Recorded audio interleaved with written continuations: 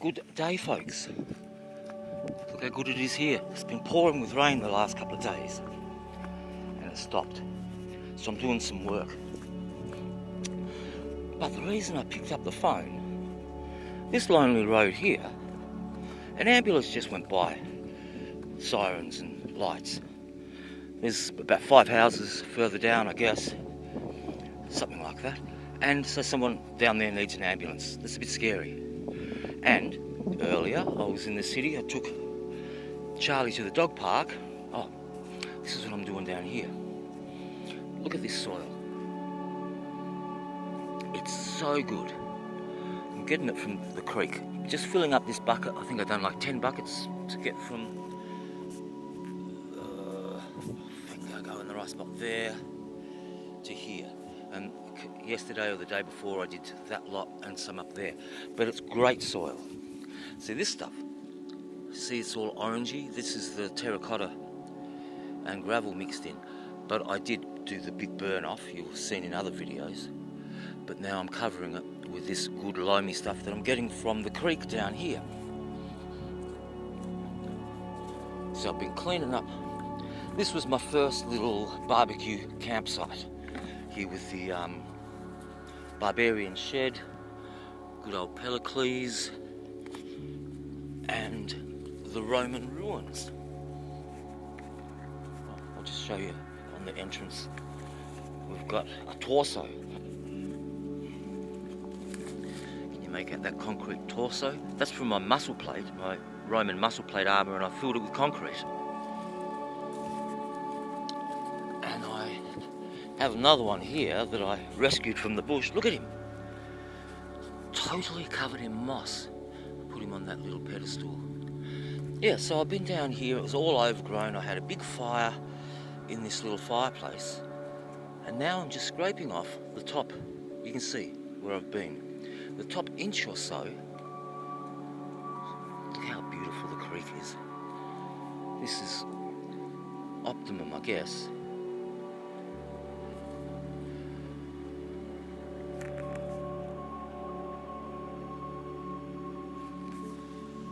It's the tree house.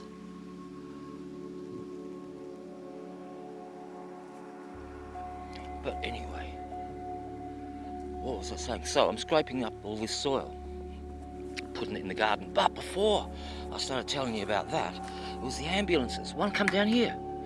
And then when I was at the dog park earlier with Charlie, I was there for about an hour. I had a long phone call with a mate.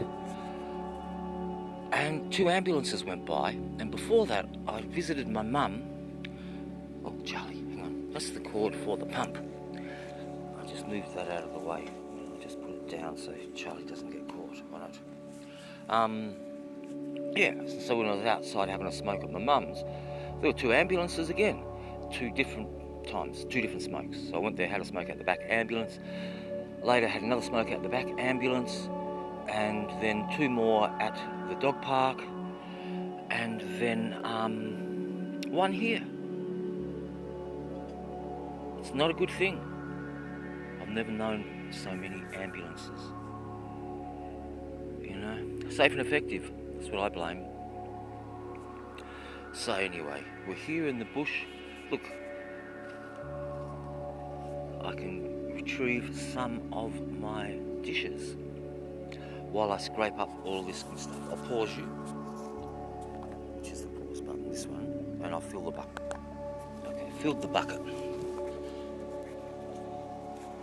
Now when I was chatting to my mate, now he's taken the safe and effective and doesn't want to talk about it. But we were talking politics and it came around to that French politician. Here comes the wind, I hope it doesn't go whoosh.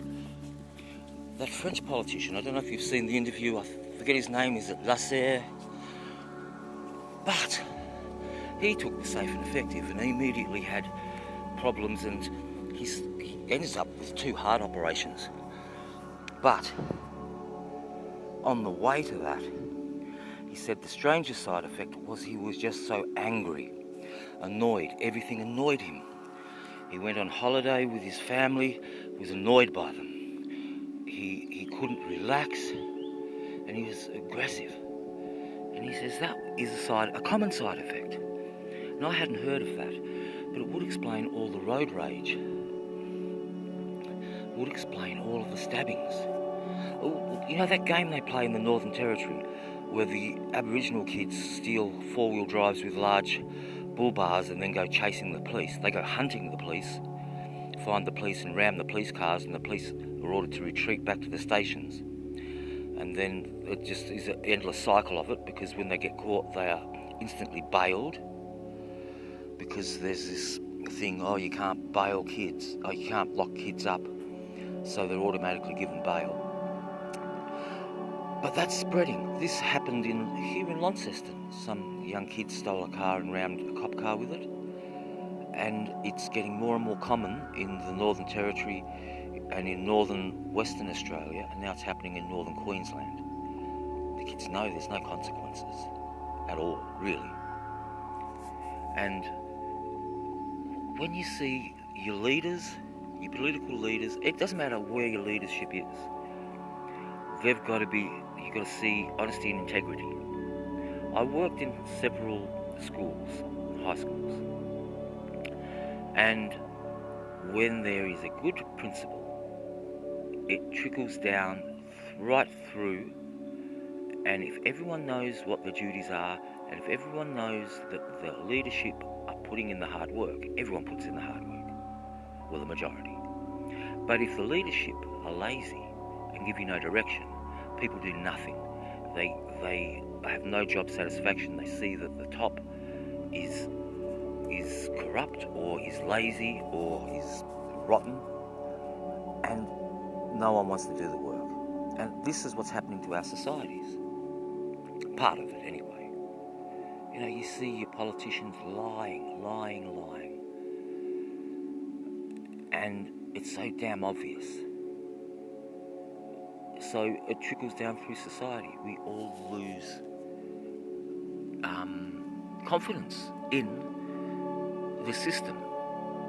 And then you don't want to play that game. Here in Launceston, I was reading an article in the local paper that nearly every restaurant has cut back to a 4-day week or less. And it's because they cannot get enough workers. They would be open longer if they had the workers, but no one wants to work, because no one wants to play the games of this stupid system anymore. People are opting out. This is what I'm doing. This is my opt-out. So I had that long conversation with a mate talking about possibilities. So I'm going to get the gypsy caravan from up there, going to move it down here, make it an Airbnb. And then I'm going to clear an area over there, and I'm going to make a bunch of teepees, like American Indian teepees, big ones you can sleep in. I'm going to make 3, maybe 4 around a big fire pit, and that'll be another Airbnb. And I'll have my sunflowers and these are where all the raspberries are, and plant more here. Passive income. Airbnbs, little adventure weekend Airbnbs.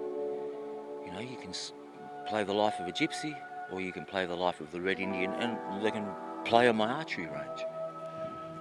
So, I'm getting long-winded. What am I saying? So many bloody ambulances, it's scary. People don't want to participate in the system anymore, and that's me. I'm in that group. I'm not laying flat like the Chinese, though a lot of people in Australia seem to be doing this lie flat, give up, do the bare minimum.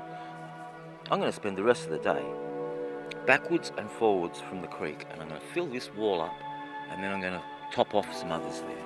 It's not laying flat, it's bloody hard work. Bumped into an old work colleague at the service station. He says, "Geez, you look fit." And I said, "Mate, it's because I never bloody rest. Can you see my big bloody muscles?" So, yeah. This is good. This is an aerobic exercise. And the future it will give me will be some good, solid food. Alright. This is enough. Bye-bye.